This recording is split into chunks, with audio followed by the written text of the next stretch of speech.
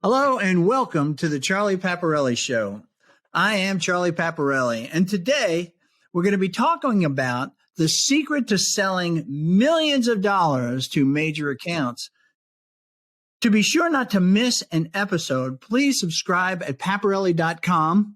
You'll receive my weekly interview as you're seeing now, but as a bonus, you'll get my Tuesday morning blog specifically for entrepreneurs.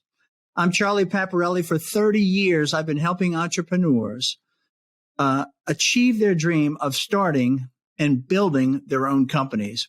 My guest today is Russ West. Russ is one of the most successful major account software executives that I know. He is a top performer. His software sales career began in his early 30s.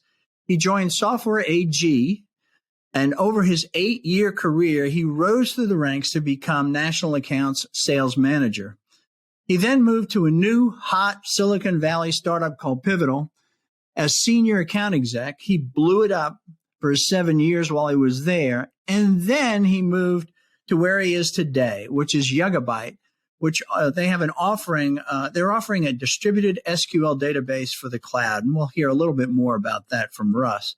I asked Russ to share his secrets today and his methods on selling multi-million-dollar software deals to major accounts. So welcome, Russ, and thank you for joining me and helping entrepreneurs succeed. Thank you, Charlie. It's a great honor and privilege to be here today. Well, this is going to be a lot of fun, and I think people will find this really informative. But why don't you go to, since I never heard of Yugabyte until you told me about Yugabyte, that you were going there and you were asking me if you thought it would be a good move. So tell us a little bit about Yugabyte. Give us the short version here because we're not here for that one. Yeah, no problem. Real quick. Yugabyte is a company that gives cloud native database to these applications. If you look at a few years ago, cloud native applications were the big thing, right? We had to learn to build things with microservices, get things out quicker so that we could respond to customer needs quicker. Well, the problem is we built these data applications quickly in this new microservices cloud native way. It could run on any cloud, take advantage of the public cloud or private cloud capabilities. The problem with the databases were still legacy and held back the innovation. So Yugabyte is a cloud native database. Like you said, it's a distributed SQL database that runs on any cloud, private or public. And it just allows you, once again, to innovate with your applications, have that data layer run along with it, and provide the resiliency that you need, because usually it's running a mission critical app. And so it's built in a way that it never goes down. So if your data center goes down, the public cloud, say the region you're running in the public cloud goes down, you won't lose any data. Okay, that's great. So now, it's interesting to me that here you are. I knew that when you started in your software, software career, your software sales career. Yes. Here you are babbling along it all, using all of these terms, of technology terms and everything else. I know when you were in your early 30s, you didn't know a darn thing about technology, right? So how did you get started in software sales? It's a great story. First of all, I tell people still today, I've been selling software now 27 years, that I'm the least technical person in the technology industry. So I still claim that. People challenge me, but I still claim that. So I started out of college in the mortgage business and 100% commission, cold calling sales, just great training ground on sales. Right. And I did that. And then 3 years later, I got promoted to sales manager. And 2 years after that, I got promoted to second line manager. By the time I was 30, I realized I did not like management. What happened? What happened that you said you didn't like? What conclusion did you come to? Well, at that time, I probably didn't articulate it very well. Now, at my age now, I can look back and say I didn't have the emotional intelligence or the mentorship to do it. And so, in my mind, there were just things about management I didn't think I liked, but I think a lot of it was low emotional intelligence. Of course, back then, emotional intelligence wasn't a term. So maybe maturity was the term. And I didn't have a good mentorship in management. You said when you're 25, managing a bunch of sales folks and a bunch of non-sales folks who are twice your age. With no mentorship, you got thrown into it really early. Yeah. As opposed to like working through your 20s and then becoming a sales manager after you've had a lot more experience. Yeah, that sounds like the mortgage business, very transactional, very fast paced, right? It's kind of how it works. Yeah. So at the time. So how'd you get into software sales? So everything's going great in the mortgage business. You're moving up, you're making money. Right. So here I am at 30 and, setting the world on fire, but I'm miserable. and a good friend, Mike Cody said, Russ, you should look at getting in the software business and technology business. And I said, why do you think? And he goes, because your strengths, Mike knew me really well. And he said, your strengths are more tiered towards strategic selling versus transactional selling. And the mortgage business was definitely a transactional selling model, right?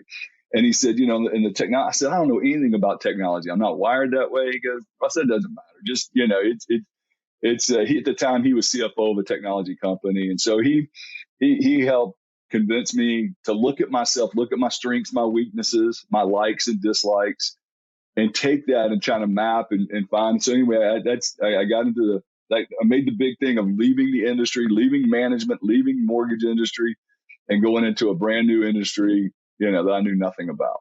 So he basically hired you. No, he did not. He convinced me to go in. So how do you do that? So you say don't be mortgage, and that's what you've been doing for 10 years.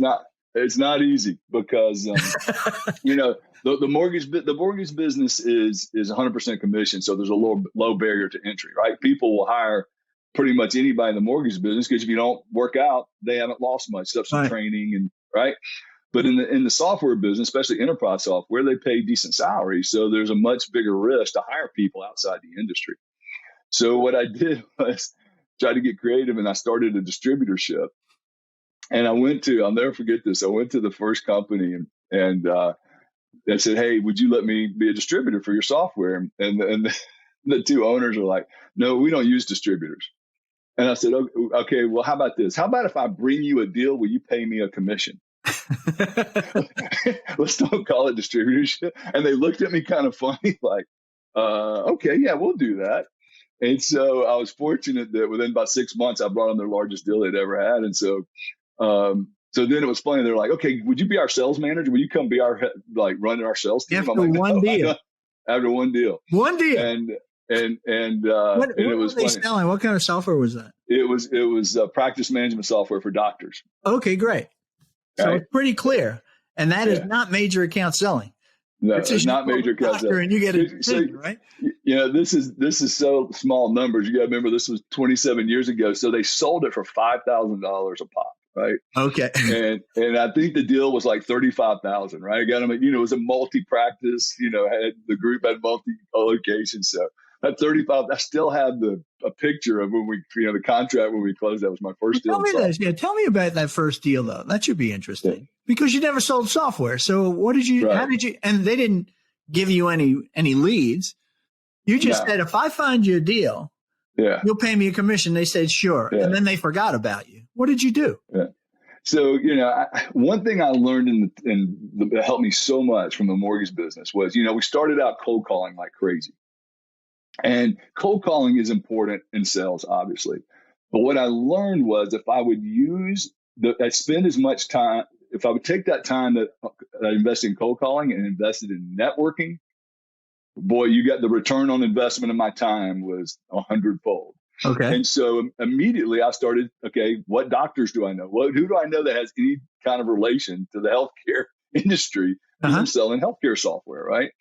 And a friend knew a CFO of a multi-practice group, a big group, met her and just, they were actually evaluating systems and just timing, and so you get in there and, they provide the technical. The one thing I said is, look, if I get a good opportunity, I'm going to need some help from you on the, Oh, now that makes more sense. Okay, good. On the product side, right? And, when I brought this person, the CFO of a large healthcare group, they were happy to provide me some assistance, with some product help, with the demo and all that presentation. So it was a $25K deal. And at that time, it was like $3.5 million a deal. Well, a 35K deal. So you do a 35. Do you remember what they paid you? Yeah, because I said, since I'm doing everything, you're going to pay me 50%. Oh, wow. So it was half. Cool.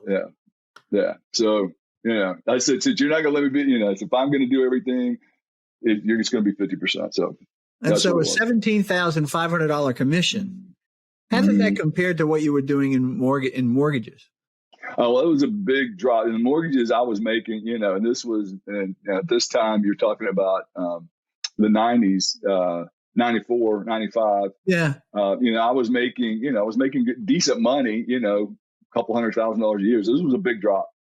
I mean, at that time, that was decent money in the mortgage business. So making a transition, and this is something that I think that we all need to understand, that there's always pain in making a transition, right? Oh, absolutely. You're walking away from that's where somebody's got the hooks into you. Man, I'm a mortgage, I'm a mortgage sales guy, right? So I'm making a couple hundred a year. And now all of a sudden I want to be in software sales.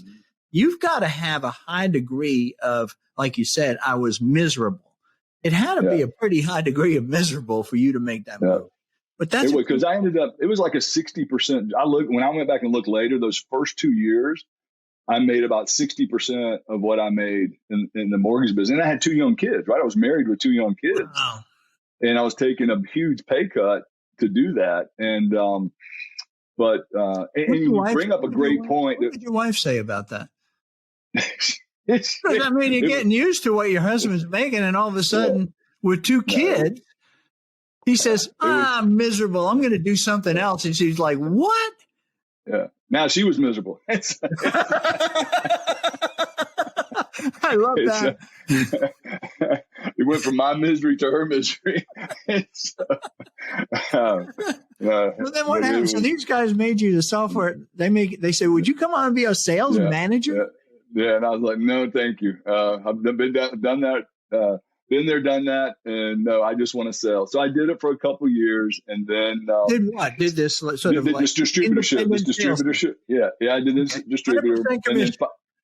And then 100% commission, and then a company hired me, and I mean the salary was I think more than I made per year the 2 years before, and now I get commissions on top of that. I mean, I'd never had salary at this point. I've been out of college 10 years. I'd never had a salary. Well, who hired you then? It was a company called MSI. And so it went back to Mike. That's when I went to work with Mike at MSI. And Mike was, people don't know who Mike Cody is, but Mike Cody was the guy that actually turned around and grew SecureWorks and sold it out to Dell. So he was a pretty good advisor and coach for you. No doubt about it. So you joined Mike in one of his deals that he was doing he was growing the company. Exactly. And Mike's been a huge friend and mentor over the years. We grew up together and we were workout partners in our, early in our 20s. And when I was in the mortgage business, we were training for a half marathon. I tell you, when you run with somebody 10 miles 3 times a week, you really get to know them very well. So we had a lot of time to talk about this kind of stuff. And I was picking his brain all the time. What's really interesting, though, is go back to your thing about when I want to do something, what I do is I try to start building a network. Yeah. Well, Mike made this comment to you. He's in software sales. He makes this comment, you should be in software sales if you're miserable doing mortgage, the mortgage banking side. And, but so that was the beginning of your software network. But Mike didn't hire you until you sold a few software deals and he believed you really were going to do this, right? Yeah, I need to remind him of that. Yeah. So he held you at arm's length until, is he really going to do this? And you did it and were successful. And that's when he brought you on board. What did you do then? Yeah, it was integration software. And ironically, that started a chain of where I worked for 3 integration software companies in a row. So it's just interesting how that worked out, right? And integration software is about as technical as you can get from a software perspective.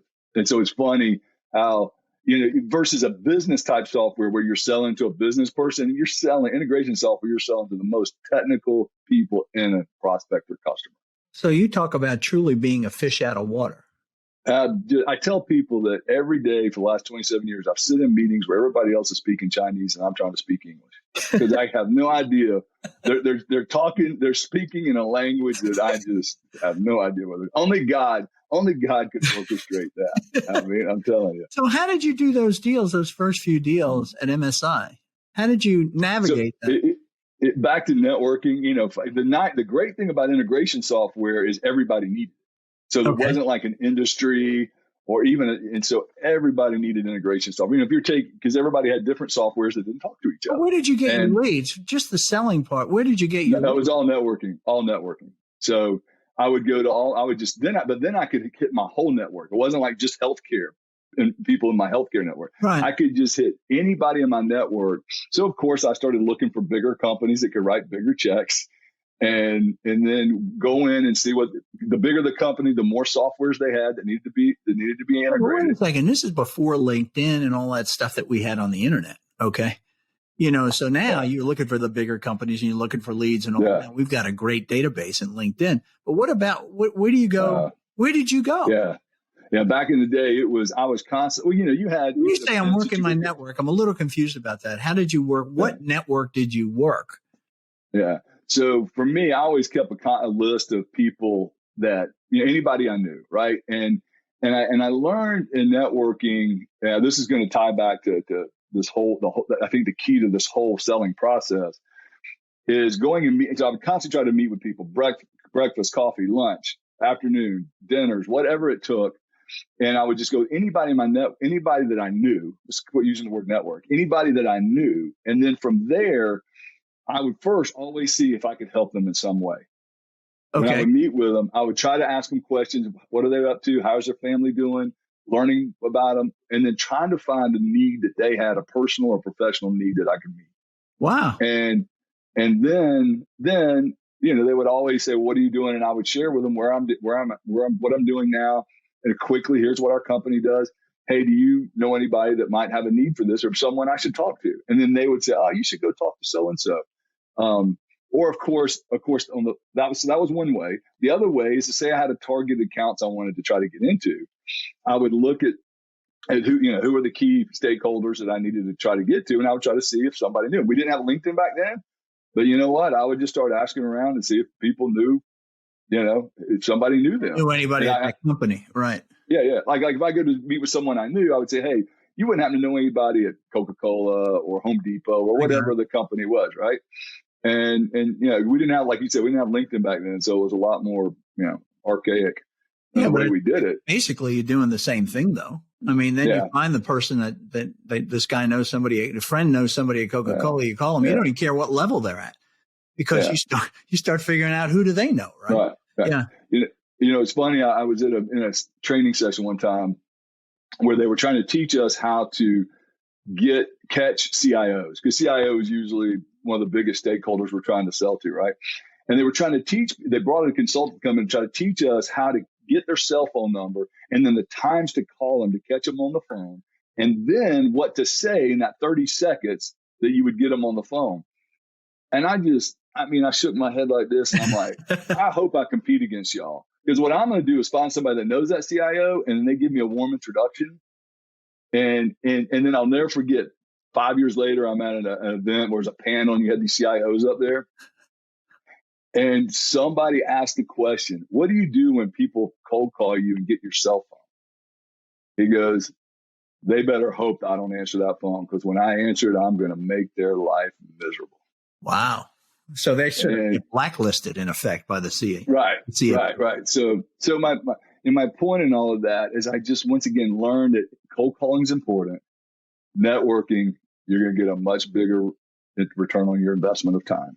So instead of cold calling, when you were like at MSI, and then you said the next three companies, it really went to building network, starting with just the people you knew, and then kind of build from that and just be patient enough. But, there's this other thing called quota.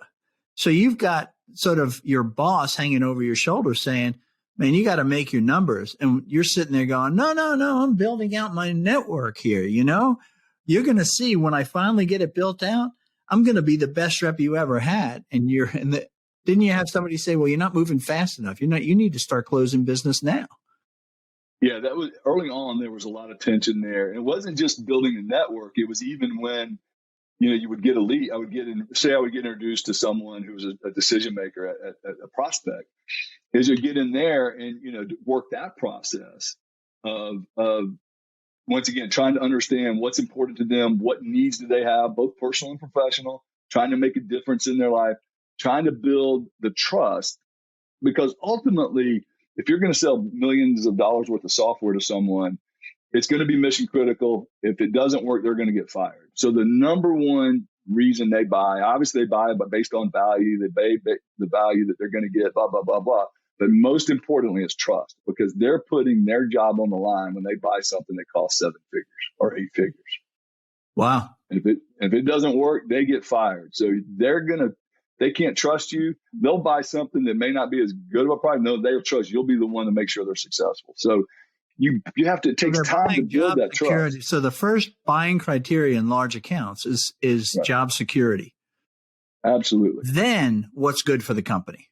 Absolutely. Right. And so people don't, I always say, whenever I get a job, somebody wants me to look at a job, it doesn't matter. Anytime I've ever looked at software sales, at the top of the list of requirements is ability to sell to the C-suite. And it drives me crazy because so few people, the thing you're selling could be 25 grand. Well, what the C-suite's not going to be worried about your 25 grand solution, but that's what the people hiring are claim they're looking for. And well, how big was, let me say this. Well, we're going to get into a little bit more depth into the major account sales. Mm-hmm. But when you started selling for MSI, which was your first really official sales, software sales job, yes. Like you said, I got a salary. That was something I didn't even know that there was such a thing as salary in sales. Exactly. What was the average deal that you were selling there? Back then, it was, I would say the average was about 150, right? And so that was the average. So, $500K was a big deal and $1 million was huge. So tell me the difference first, just so we get definitions down. What is the difference in major accounts and other businesses? How would you define that? I look at major account selling. That's a great question. I look at major account selling as it's going to be big accounts and big spending, and it's a complex sale. There's multiple stakeholders. Okay. Right. So there's multiple stakeholders. I think that's a big difference. So what's the other side then? If there's multiple stakeholders in major accounts, what about other businesses? What's it like selling to other businesses? Where you have one stakeholder that's got a budget that says, hey, I can buy up to this, and I'm the one that can make the decision. It's a quick evaluation, and I think that's more of a transactional selling model. And once again, big companies, big software companies need to be able to do both. I'm not saying that major account strategic selling is more important than transactional selling, because they're both needed in big corporations, right? Meaning big software corporations. You need both of them because you need to be able to sell to different. Because they're not just, you've got the major accounts, you got, say, the Fortune whatever, 100, 200, whatever you want to call it, 500. But then when you get downstream, you can't put the same effort into a company that's going to spend 10 million with you. I mean, if somebody's only going to spend 100 grand with you, you're not going to put the same effort as somebody's going to spend 10 million. So you got to have a different model for those different price points. If you're a big software company. What I find, being in the startup business, right? I mean, the difficulty is you can't be a startup company and start selling to people like Coca-Cola. Okay. Right. So what you got to do is you usually go to the low end of the market, low end of the middle market, if you will, right? Because it's a transactional, it's a much shorter sales cycle. I'm talking to one person that does have the budget and the authority to buy this product that I have. Or if it gets more complex, we might have exceeded I have one more person that has the authority to say yes or no, right? That's a pretty simple model. And you started there. Okay. You started there. But so why did you choose to specialize in major accounts? How come you didn't stay in the transactional model? Because you came from mortgages. That is purely transactional. Okay. I would think. Am I wrong? It's purely transactional. That's such a great question. And You remember when I talked about the strengths, weaknesses, the likes and dislikes? Yeah. You can have a strength, but still not like to do that thing. Right. So what I learned was I enjoyed the major account selling, and people think I'm crazy because sometimes the sales cycles 9, 12, 18, even 24 months. And Okay. people are like, how can you like that? And so like, where's the win, right? You need a win. Yeah. Right. Even though I learned the skill set of transactional selling in the mortgage business and could do that when I first got in the software business, right? Yeah. Do, a 20, a 30, that first deal was 35,000, right? Right. And it took less than 6 months. I mean, it took probably 4 months from beginning to end. And so if you look at, in those first few deals were 100, 150, whatever they were in the first couple of years. But when I learned and got into these major accounts and saw I actually liked that piece of the strategy, the complex sell, the multiple stakeholders, figuring all that out. Here's another big part of it. Some reps enjoy selling a deal and then going to the next customer, selling a deal, going to the next prospect, selling a deal, going to the next one. Well, this is the concept, right, of hunters versus farmers, right? Yeah, it is. People said that before, but you can be like for me, I enjoy the land and expand is what I call it. Because part of it is the way I'm wired. When I sell something, I feel like I'm responsible. I built this trust with the decision makers. And so I feel like I'm responsible to make them successful. So to sell them something and then turn it over to another team to make them successful and me go run and go somewhere else and maybe come back a year later, 6 months later when it's time to renew or time to get another deal. Hey, I'm here back to just take care of the order. It's never worked for me. So I enjoy. You're never comfortable with that. Once you establish trust with somebody, you're saying, I want to stay in relationship with them. Exactly. And so. But that might be an indicator, though, between hunters and farmer kind of a thing, meaning that the guys that are just hunters, they're like, they're very goal oriented. I want to close the deal. And then I got to go to the next deal. They're not looking for friends. They're not looking for relationships. Well, but if you are, you're not a hunter. Yeah. That's what you're saying. Yeah. Well, I guess I don't want to say a hunter doesn't like relationships, but what for me, that's fair to say. That's fair to say. Thanks for correcting me on that. Yeah, the trust was so important to me, and the relationship was so important to me, and thank goodness that probably is the most important part of the success I've had in my career, is because ended up doing bigger and bigger deals, and those people would leave and go to other companies, and then the sales cycles were real short, right? I had a situation where this is a great story. He was director of a big company, right? And I'd done a couple of deals with him, small to medium sized deals. He leaves there and goes to a Fortune 10 company that everybody would know and everybody would want to do business with. Director of IT. He calls me up and says, "Hey, Russ, I'm going to such and such. Give me a few weeks to get my feet wet, and I'll see if there's an opportunity for you." Because he and I had built a really tight relationship. Yeah. Right?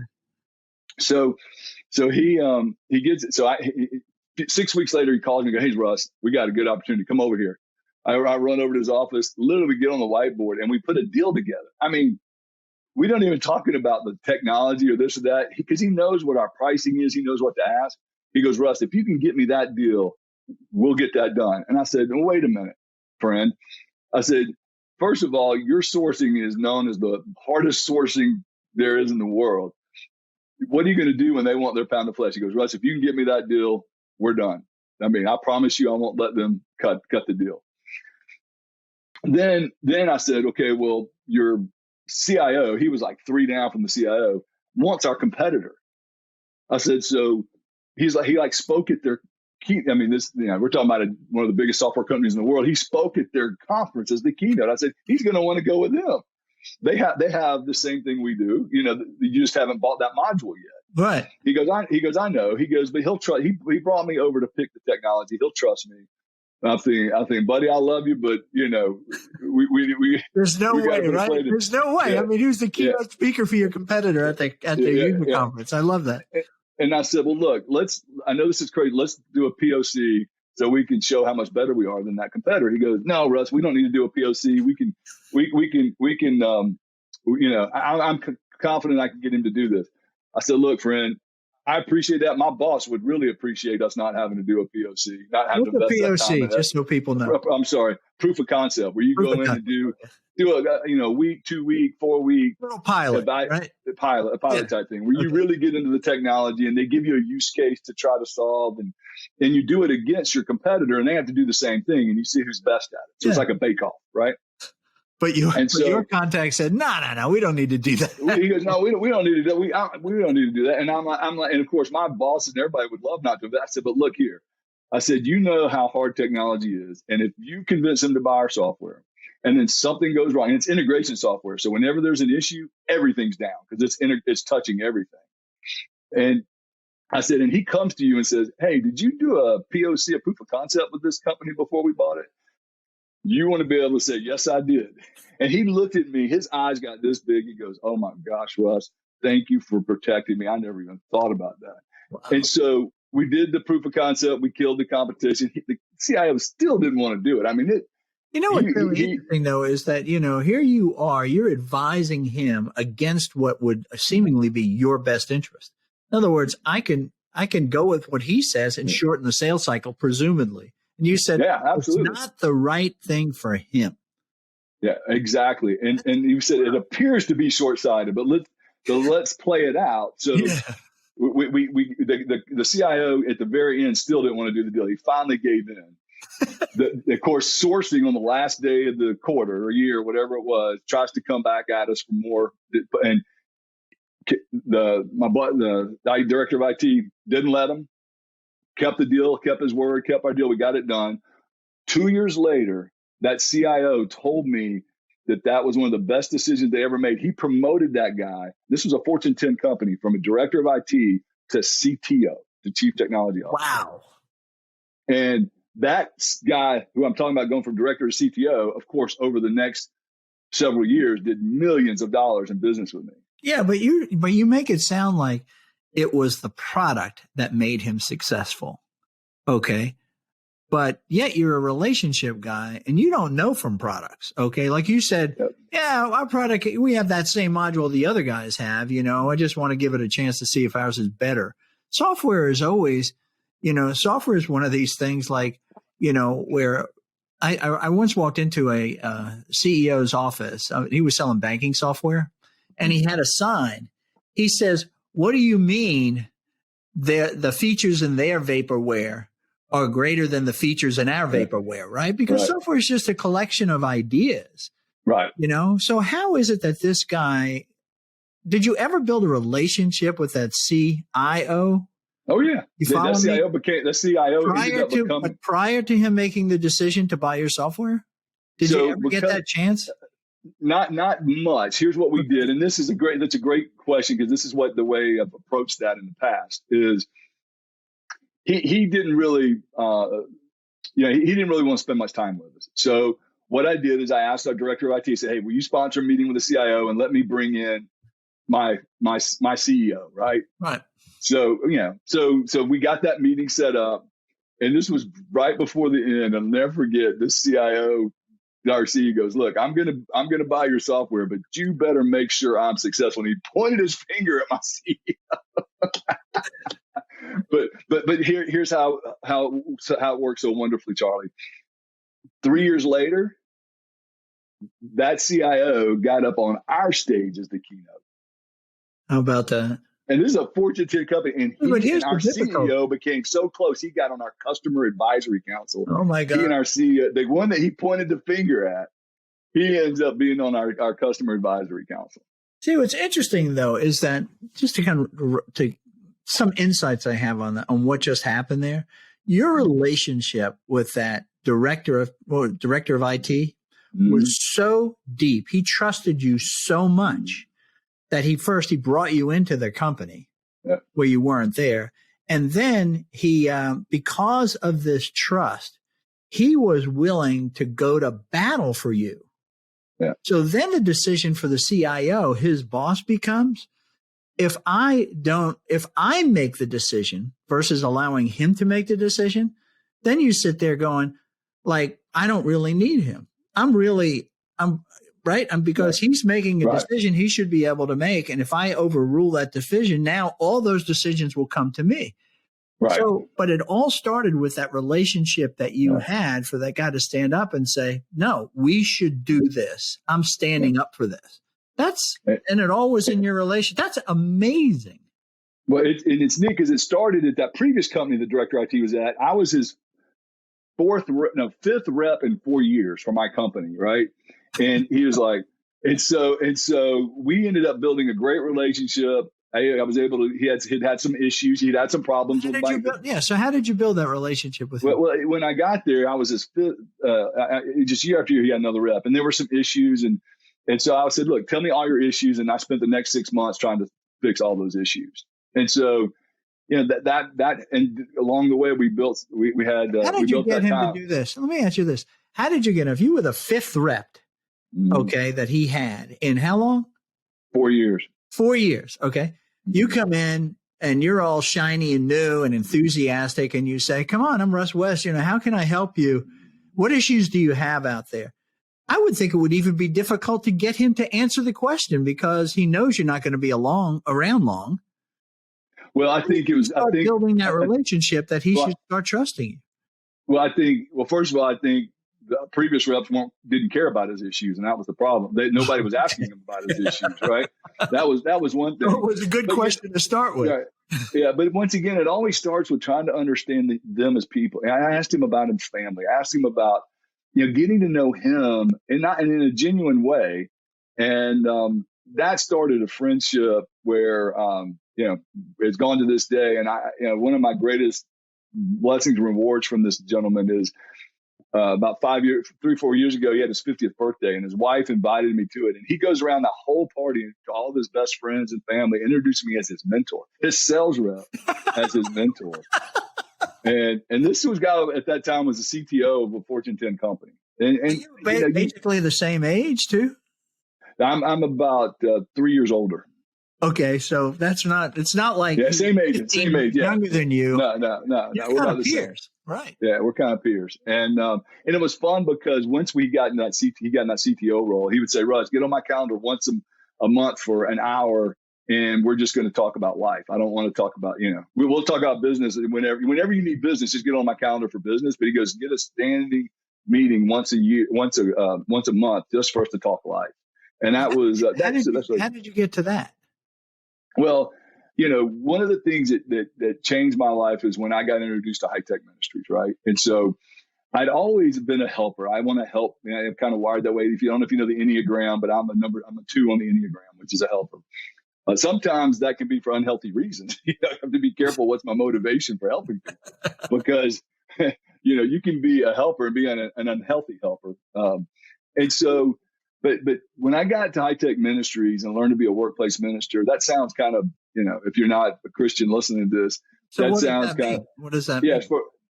For me, what it meant was what is my motivation? What's my purpose when I go to work every day? Okay. Is it just to make money? Is it just to meet my quota? Which, yes, I need to meet quota or I'm not going to have a job.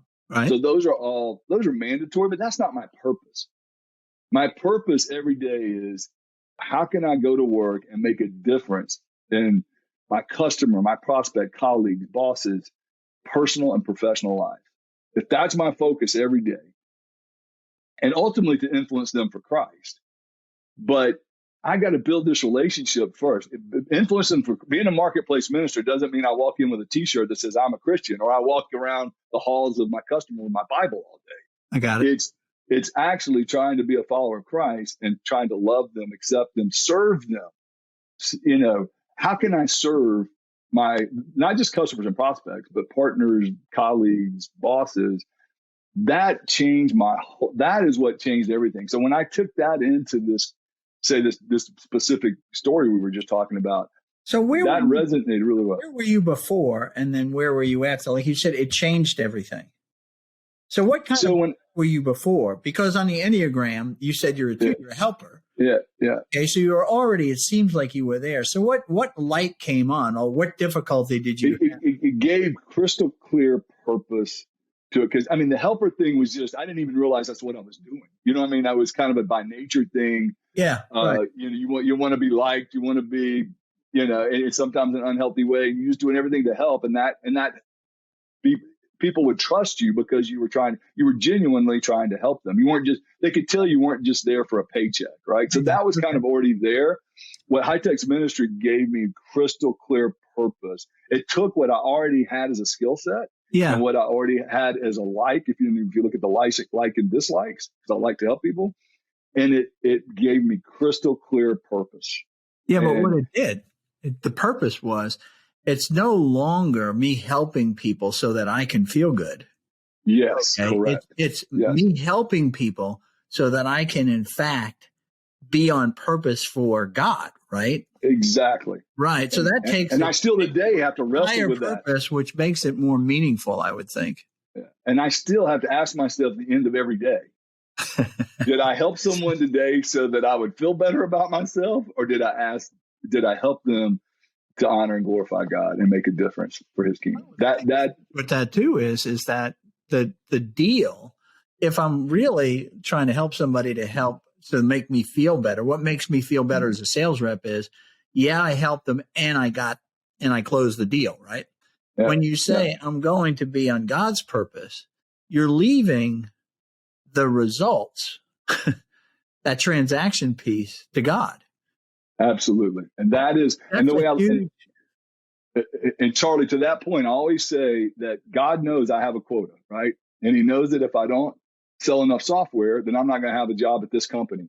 And I look at that I believe I'm doing what He wants me to do. So if I don't make my quota, that just means He wants me to do it somewhere else. So that's the trust. And that hurts the ego so hard to know that, hey, I may have to go to another company to work because He may want me somewhere else. And to do that, it means I might have a bad year or 2 years and get fired. But putting that trust in Him is what it's all about. Did that happen to you? I've had plenty of times. I'm saying where you got forced, where it said, I'm trusting Him. It's not happening. So I'm probably in the wrong place. And now I'm going to have to move on. Had that happened to you? I'm trying to think of it's happened. There've been years successful. That's what I'm trying to get. I've never been where, I've never had it happen where I got fired because of that. Let's put it that way. Okay. But what happens is bosses often get frustrated. Not all bosses. Some bosses in leadership have gotten frustrated because, at the end of the quarter, end of the year, they want me to go leverage my relationships and to help bring a deal in, which I'm all about. But there's a proper way to do it. Not a proper way. There's a way that fits me. I'm happy to go ask and say, hey, if this makes sense and it's good win-win, but I'm not going to go threaten and say, hey, if you don't do this, we're going to do that. That's how you burn a lifetime relationship overnight. And so that they've gotten frustrated with that. But once again, that's why. What do you do with the boss that he says, this is how we do it? You work for me. This is how you're going to do it. And you're like, no, my relationships are more important with my customers are more important than my relationship with you, is basically what you're saying. How have you worked through that with? Well, I've just told them, look, this is the process I've used. It's worked for me. I know that if it doesn't work, I've always say, if I'm not the right guy for you, just tell me. You don't have to fire me. All you got to do is if you ever think that I'm not the right guy for you selling for your company, just tell me. I'll go work somewhere else. How about that? And I get it. I'm not saying this. And no one has ever taken you up on that. Not yet. Okay. Not yet. But it could happen tomorrow. But once again, I believe that's what God wants me to do. You can't spend a lifetime building these relationships and then burn them overnight because, and once again, I've had hard conversations with my customers where we needed, I'm happy to go and say, hey, this would mean a lot to us. Once again, I'm happy to try, but there's just an approach I will take, an approach that I think is inappropriate. It's interesting you say that because I know somebody who actually is all about helping their prospects. Okay. Mm-hmm. But he's totally uncomfortable with asking for orders or asking for help himself from the prospect. Okay. It's just, they should know better. They should just order from me because I'm such a nice guy. So how do you bridge that gap? Yeah. What would you tell that person? Now, I would tell them that, first of all, the people that you're helping all the time, they appreciate it. Some will take advantage of it. I've had people sometimes that have said, Russ, you're getting taken advantage of. I'm like, you know what? It's worked out really well getting to take advantage. I wish they would take advantage of me more. You're leaving $1 on the table, or you're blah, blah, blah, blah, blah. And so, what I would tell them is those people, they want to do business with you. And if you go and tell them, hey, this would really help me and help our company. We're kind of this quarter. Does that make sense? If I could make it a win-win for us, could you move it up a quarter, or could we increase the size of the deal? But they want, if you've done all these things where you've truly helped them, they want to make that happen. I mean, 9 times out of 10, whenever I've had to approach people like that, they've wanted to try to make it happen. Has it happened every time? No, but at least they've tried. Many times it does happen, and they pull it forward, they increase the size. But you're once again, you've invested, you've made a ton of deposits. When is the right time? Forgetting about this end of year, your boss on your back thing. Let's just talk about during the year. Okay. Mm-hmm. When is the right time for you? What has to be in place for you to say, it's time for me to ask for the order? Oh yeah. Well, it's constant. I mean, usually it's, you're up front, you're getting with the stakeholders and saying, hey, you're getting an agreed upon timeline. I always say, what's the technology evaluation process? What's the sourcing and funding approval process? And what's the legal approval? Now we've got to add the security approval. Yeah, what are all of these approval processes? Mm-hmm. What's our timeline going to look like?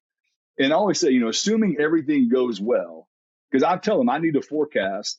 That means no commitment by you, but at least tell me what's your best guess, if it's for this year, on what we think we're going to do and when we think we're going to do it, knowing that we'll along the way. That's a great way to trial close. I mean, that's what that is, too, to see. It's a trial. This guess, man, I think that you're so far away. I don't think that we need much more time to evaluate. And then you say like, oh, I see where we are, right? See, exactly. And so it's now it's wonderful because I can go to them and say, hey, this is our end of year is this month. We have my last 2 companies have had January 31 year ends instead of December 31. So you sit there and you talk to the customer about when's the best time for us to try to get a deal done. And when you build these kind of relationships, that's an easy conversation. It's not a hard conversation at all.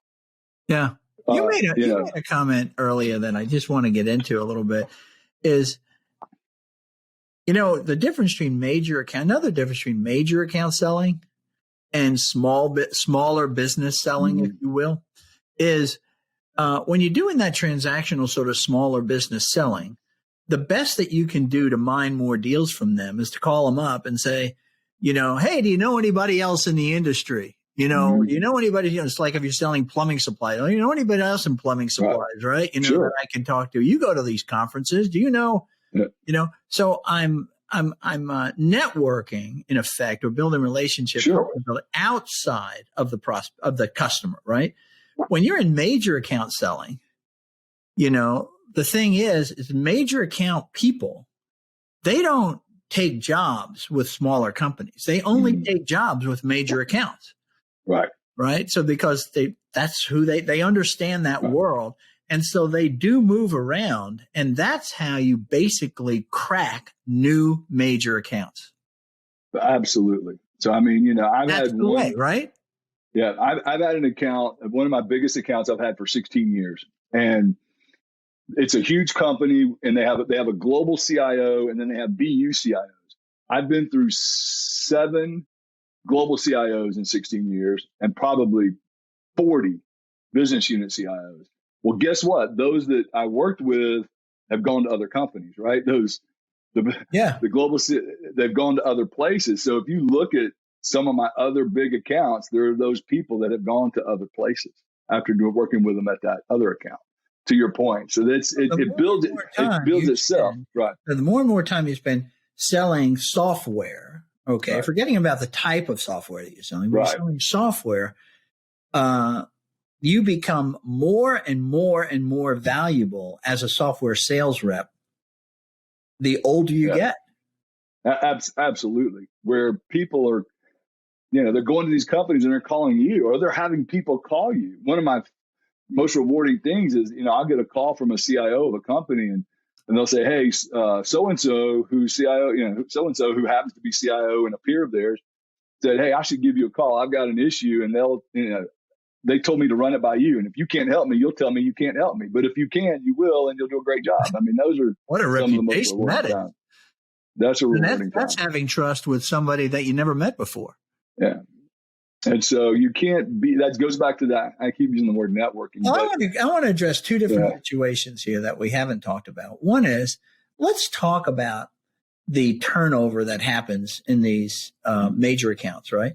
Yes. So tell me, first of all, how many, you talk about there's so many different stakeholders, okay? First, speak to the breadth of the stakeholders a little bit. Mm-hmm. And then I want to get to, okay, so what happens when they start turning on you, or they get promoted, or they, whatever. Right. Okay. So talk about, first of all, the complexity of the stakeholders so that people understand what we're talking about. So I'll use the one account I was talking about I've had for 16 years. Okay. So if you think about that account, it's typical of a multi-billion-dollar large organization, right? Well, usually we're selling into, let's just say that the best group is application development. I'm just going to use them for a second. Right. Okay. So we've got that silo we have to sell into. Then we have enterprise architecture. We have IT ops because somebody's got to run the software. All right. Then you've got the line of business who's silo. And now you've got security.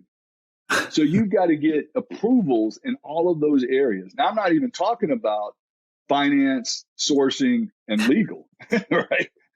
That you've got to get approvals from. But just when you're in the evaluation process, you've got all of those silos. And then you cross them with, you've got executives in those silos, like BU CIOs. You've got, or the line of business president. You've got your mid-management tier, and you've got these individual contributors that can be so important. Almost always a big company, there's this individual architect that the CIO won't buy your software unless that person says yes. Now that person okays it. That person can't say yes to buy your software, but they can say no. So until they give you the thumbs up, this individual contributor. So when you go all those silos and then across it 3 tiers, we literally interact with the team, and I always say we, because I'm always with a team. I can't never sell by myself. It's always team selling and major account selling. We work on a daily basis with over 100 people at this account. Okay. Now, to your second part of your question, what happens when the decision maker leaves? So in this case, this account. I don't even know, when you talk about the complexity that you just laid out, I don't know how you ever get to a close on a deal.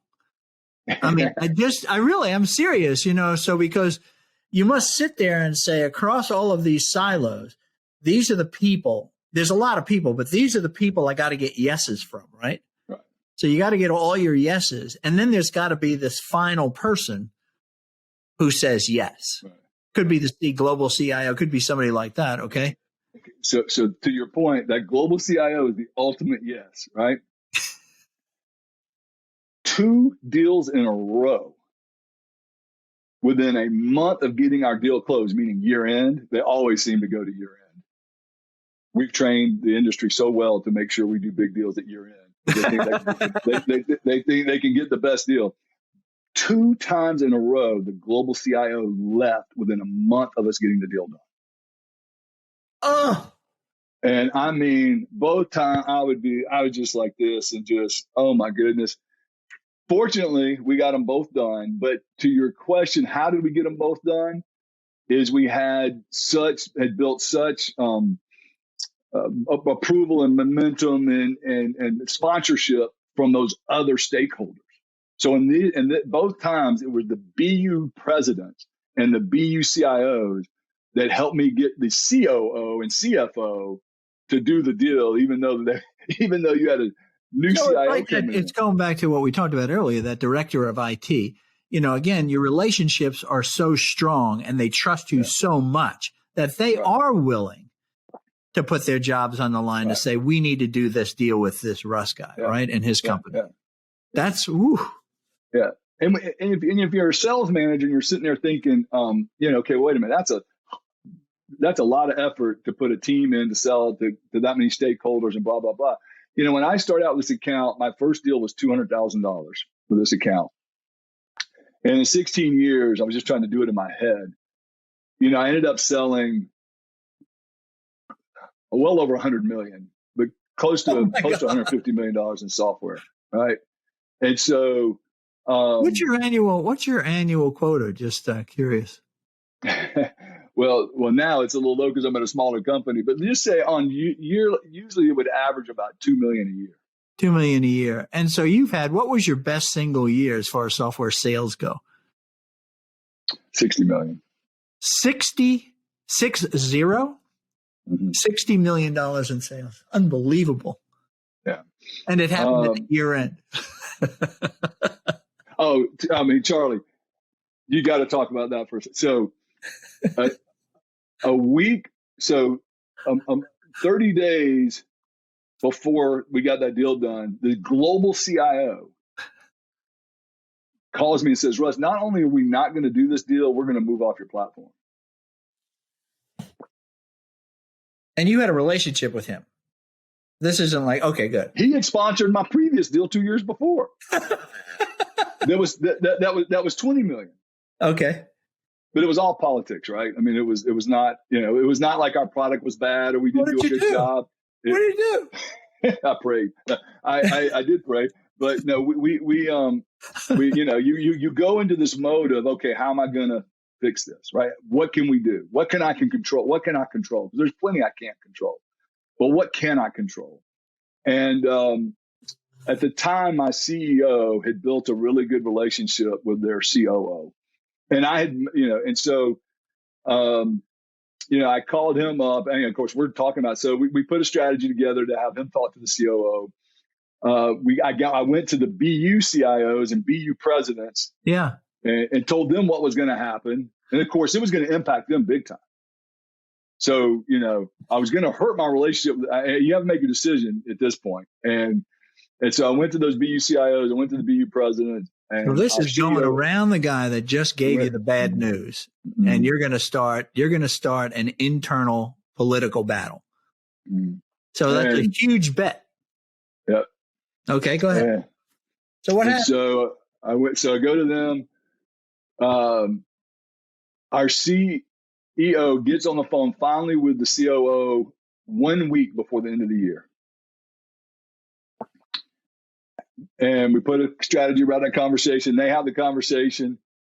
30 minutes later, I get a call from the chief procurement officer, and we start negotiating. And we negotiated around the clock, middle of the night, all night for 7 days, and got the order at 10 o'clock in the evening. But how did you get the guy off of, we're moving off of your platform? Okay. Well, how did that change? That's what I want to know. Back to politics. The COO, which I didn't know, there's just stuff you can't control and can't orchestrate. The COO was already going to push out that CIO. Okay. And so the CIO thought he had the authority, but they were questioning his decisions, and he was basically going to be asked to leave. So, wow. But I didn't know that. We didn't know that. No. When did you find that out? After the deal was done? Yeah, a few months later. Wow. But of course, that told us a lot. When it happened, we were like, okay. Because when the COO makes the decision, no, we are going to do this, then he has overridden the authority of the CIO, which means he is gone. Yeah. So we kind of knew, that kind of told us a lot, and it was confirmed a few months later. Wow. So those prayers, I guess, worked to close that deal. My point in that, and I tell people all the time, we can only control, because I mentor a lot of young reps, and I say, just focus on what you can control. Outcomes, we're not responsible for the outcome. We think we are, but we can influence them with how hard we work and how much value we bring, and of course. But there's so many variables that come into any kind of selling, but especially the bigger the deal, the more politics are involved, that we just can't, that we have no control of. And so we just got to do what we can do. And at the end of the day, like I said, God's made it very clear that every big deal I've ever done was a miracle of his, not of mine. And one of the things that you do is you never stop swinging the sword. Never. Are in it. I mean, you're going to not give up. Well, I'm telling you, I've learned deals have to die 5 times before you get them done. I mean, they're dead 5 times before you get them done. Big deals, real big deals. Explain that a little bit. Meaning that literally they will just be like, well, we're not going to do this. and I mean, it's the one that happened a couple years before that. I bless my wife's heart. My wife used to be in strategic sales and now she does our ministry work, but she was with me. The one that happened 2 years before that I told you where that same person sponsored us. I got a call on the last day of the year at 10 o'clock in the morning from the head of vendor management saying, this was a $20 million deal. So we're not going to do the deal. They're not going to do the deal. He goes, our COO just doesn't feel comfortable. So we'll pick it up next quarter. And Danielle had this little tear coming down her cheek just because she knows how much effort goes into this stuff, right? When you're working on a deal for every day for a year, a lot of effort goes into it.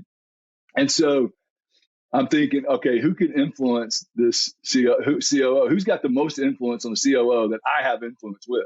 Yeah. And I called two gentlemen and I said, hey, here's the deal. What's that? And I said, would you feel comfortable calling this? One of them was a BU. Both of them were BU CIOs. I said, would you feel comfortable having your president call the COO and say, we need it now? And they both did. And 4 hours later got the order. So you did ask. That's asking for a favor, in effect, saying, would you help me? When they tell you it's done, do not. I love that. Do not believe it's done. Let's do this. We're kind of winding down a little bit here, but I'm wondering when you get to, you've moved from Software AG to Pivotal now to Yugabyte, okay?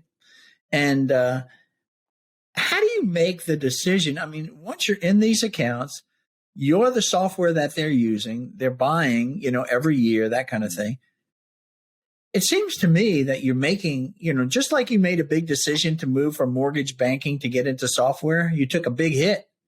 Okay. You said, for the next 2 years, you made 60% of what you were making. Yeah. Now you're making a lot of money. Okay. As a major account sales rep. And now somebody says, hey, you should leave your company and go with us. Mm-hmm. How do you make that decision? Well, first and foremost, I learned this back to low emotional intelligence. First of all, I'm going to make sure I'm going to commit at least 5 years to wherever I'm going.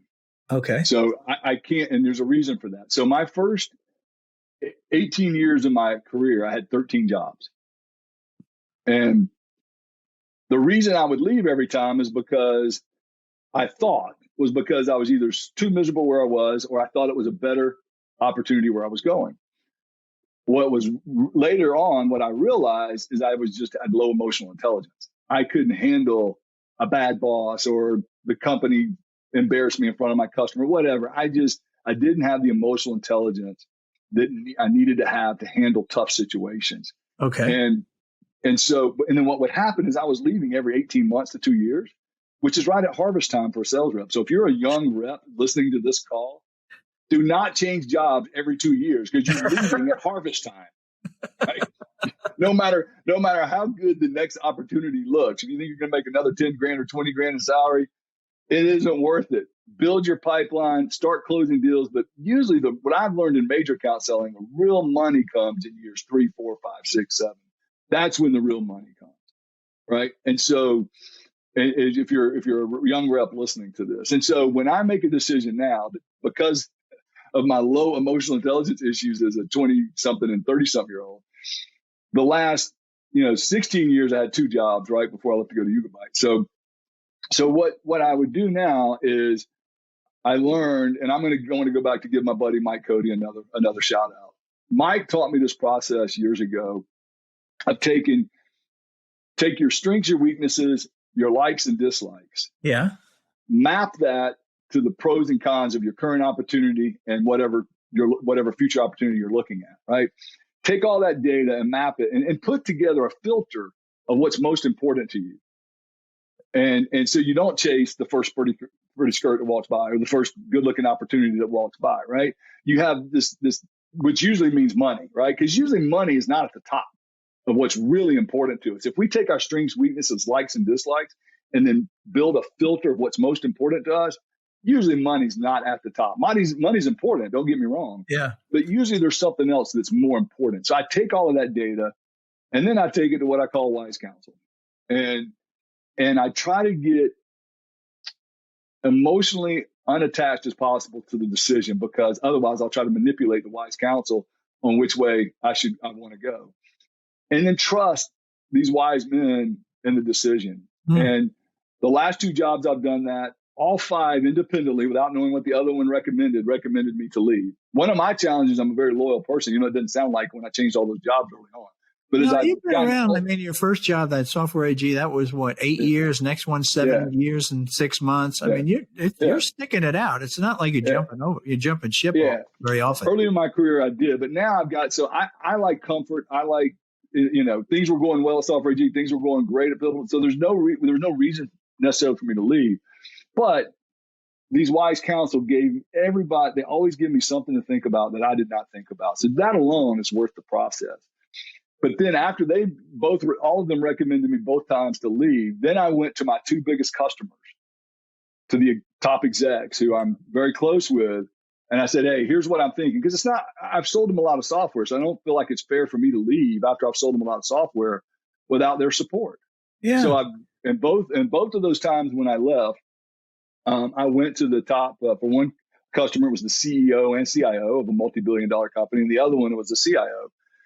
And I went to them and I said, hey, here's what I'm thinking. I've sold you guys a lot. Y'all been so good to me over the years. I don't think it's fair for me to make a change without your support. What do you think?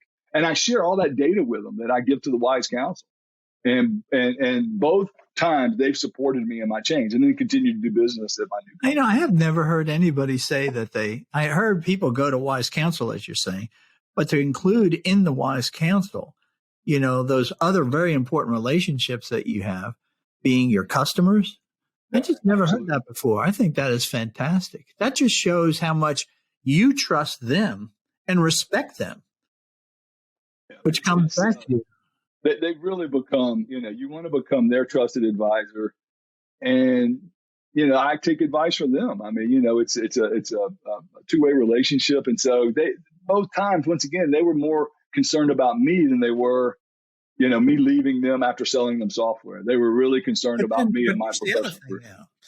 Now you're selling one product that's a certain kind, that does a certain thing, a certain technology product that solves a certain problem, right? Okay. You switch companies. Okay. And 2 things happen. One is your income, like you said, it takes 18 to 24 months. Yeah, it takes a hit. Snowing again, right? Yeah. In order to get your income back. Yep. All right. And the second thing is you're going back into these relationships that you have in these big accounts and saying, oh, yeah, I used to solve this problem for you. Now I'm focused over here with this problem, with this really cool new technology.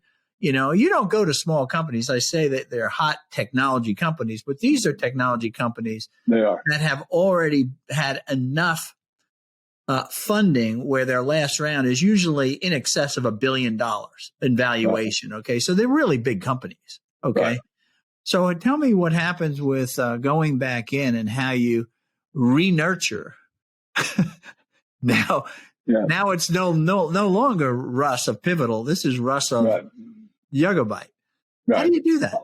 Well, I think, first of all, it's always a different solution. So one thing I've made sure of is I don't go to a competitor. So I don't sell them something, then go to a competitor of what I was selling and say, okay, now rip out what I sold you and put in this, the same thing from a different company. That's important that you mentioned that, because I did. Yeah. My question assumed you didn't, but that's good that you say that. Yeah. And so make sure that offers from competitors, I would think. Oh, absolutely. Absolutely. But that kind of goes against the whole process of being this trusted advisor. Right. Right. And so the fact that they look at me as a trusted advisor, they want to do business, and they know that the way for me, it's all about the team. being able to bring a team in that's going to add value. My job is just that they can trust me and that I'm going to bring the right people. I tell people one of the things I've got to be good at, since I'm not technical, I always say I got to make sure I get the right people with the right people. So I need to understand in the account each stakeholder, who in my company would be the right person to put in front of them, right? And so whether it's an executive or whether it's an architect, who are the right people, whether based on their personality, based on their title, based on their strength, who are the right people to put in? So this team thing, so they know that I'm going to bring that approach back to them, and I'm going to be there. I'm never going to turn it over to someone. And then, I always say, if I'm walking the hall and the CIO says, "Hey, Russ, what about such and such?" I better know, at least have visibility to what it is, right? Yeah, right.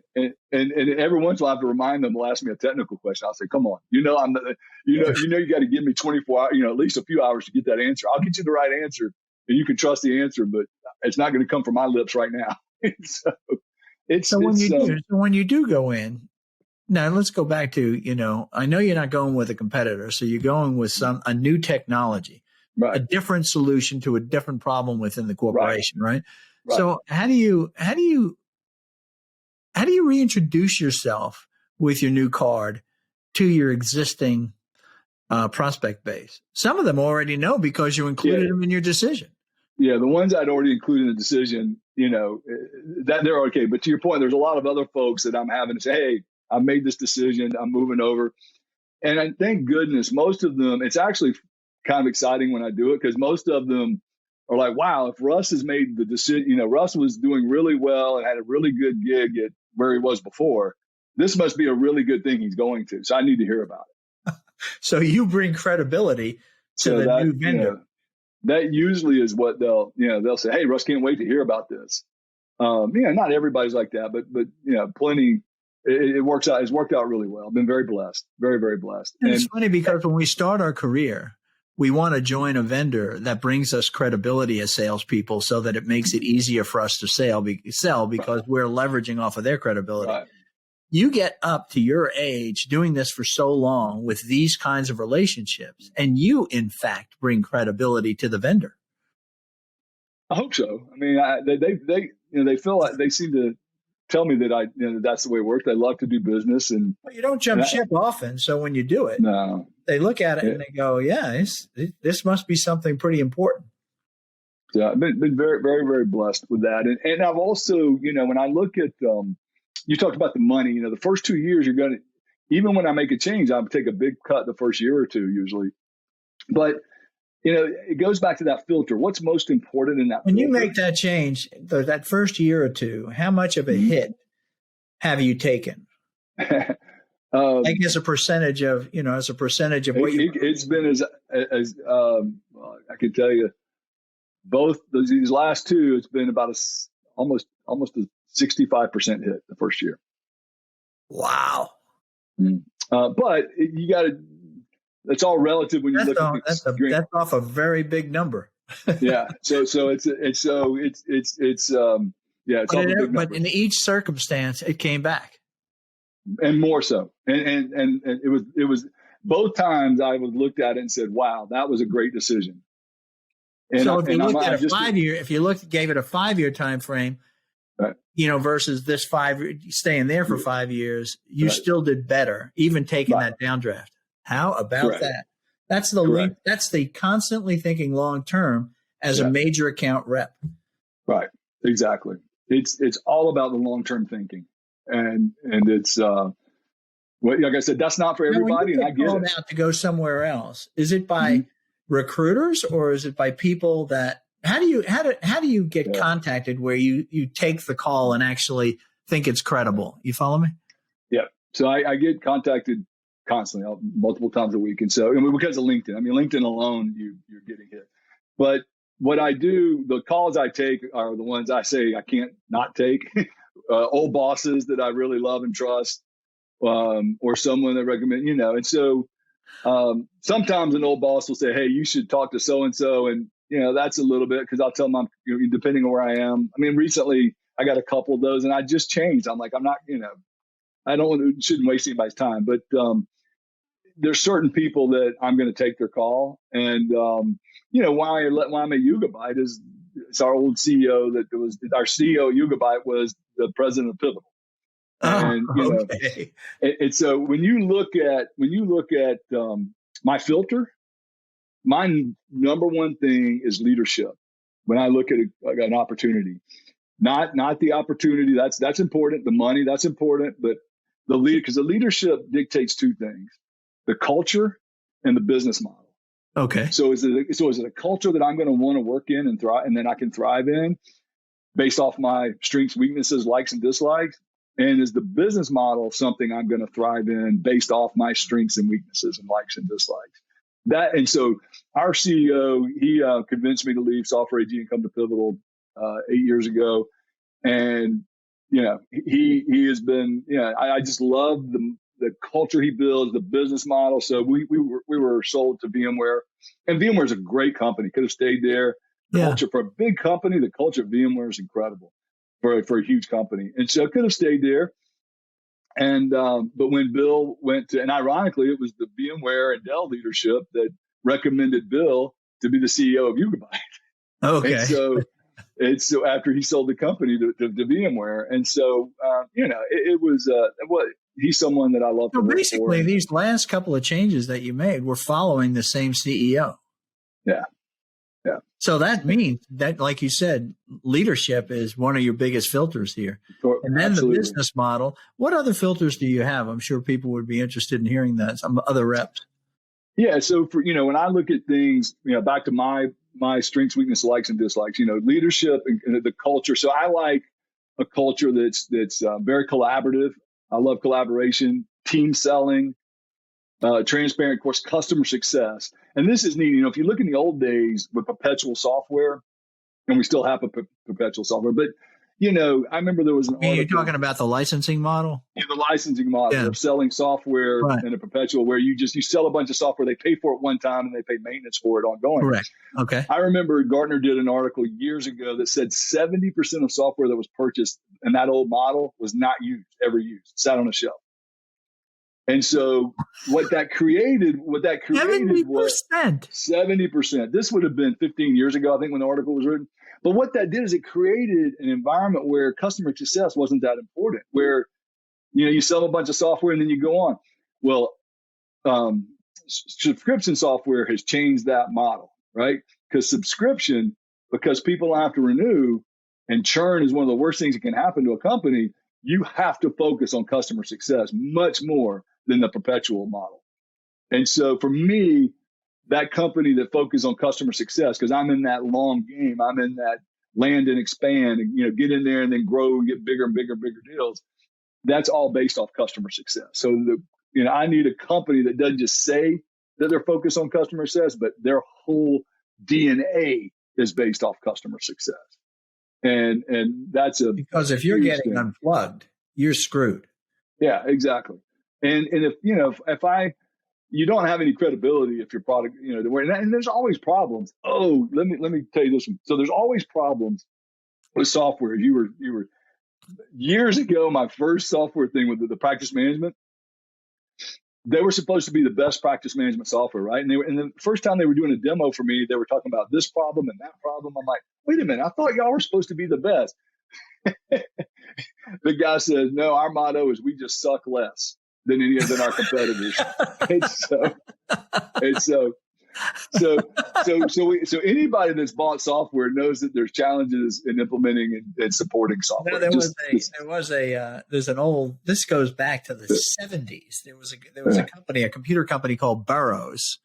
Yeah. And they were, they had mainframes. They had basically got into banking, and they were competing with IBM with their mainframes. And this was back in the mid 70s, late 70s. And I remember they had a CEO called McDonald. I can't remember his first name. And in an interview, they said, what do you think about customer satisfaction? He says, we like to keep our customers sullen, but loyal. And I'm like, I never forgot that. I mean, I learned that 40 years ago, and I still remember that comment.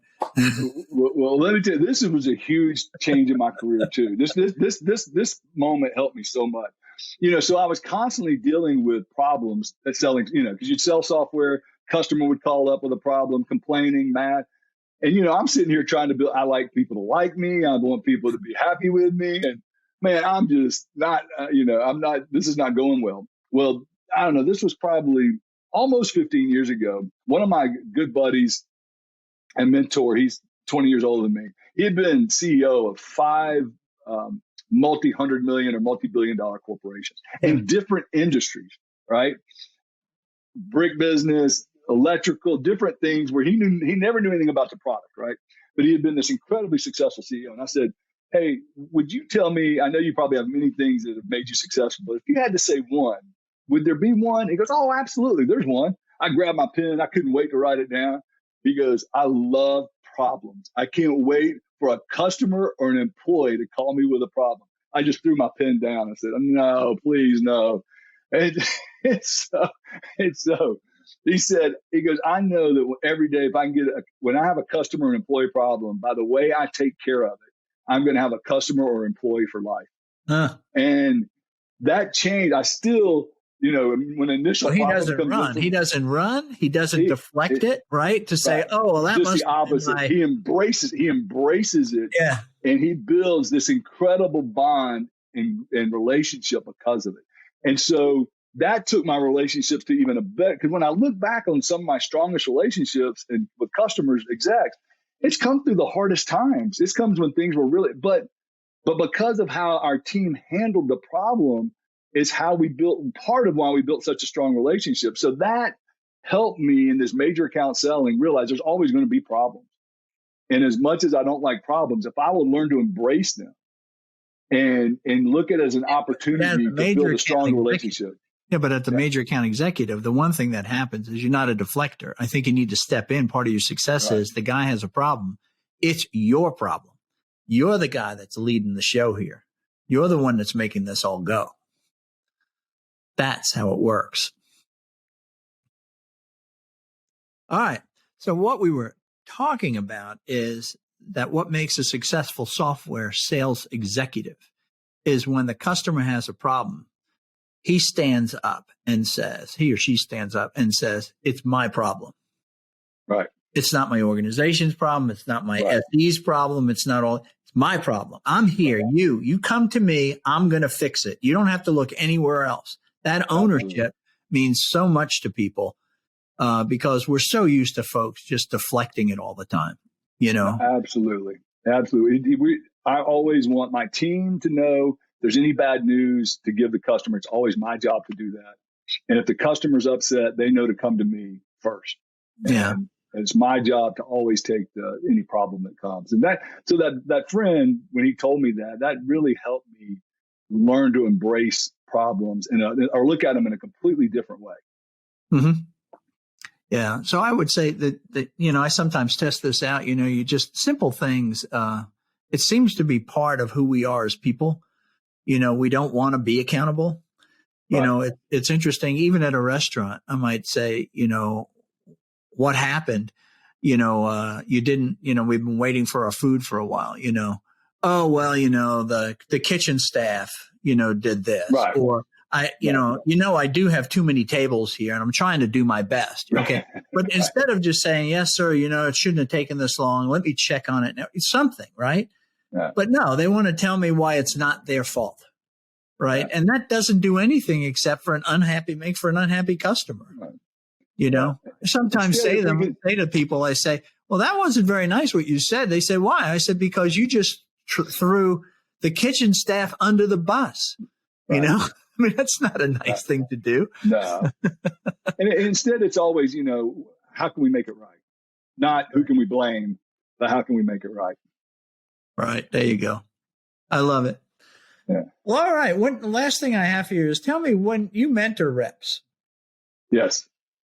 What do you actually tell them when you're mentoring? What is it that do you have sort of some methodology or some things that you cover to say, this is what you need to be, this is what will make you successful? Yeah, it's nothing formal. I just try to, I shouldn't say too formal. I like I start them in that process of really understanding who you are. What are your strengths? What are your weaknesses? What are your likes? What are your dislikes? And really understanding those things. I've used this term emotional intelligence a few times, right? Which in my layman's terms is just the ability to manage our emotions and manage how we interact with other people's emotions. But I want them to understand what motivates you, what makes you tick. Do these things fit more towards transactional selling, strategic selling? What's important to you? So people that don't know that, we kind of meander. That was me in my 20s and 30s. I meandered till I got to people that started helping mentor me and shaping me where I needed to go. And that was kind of the things they told me.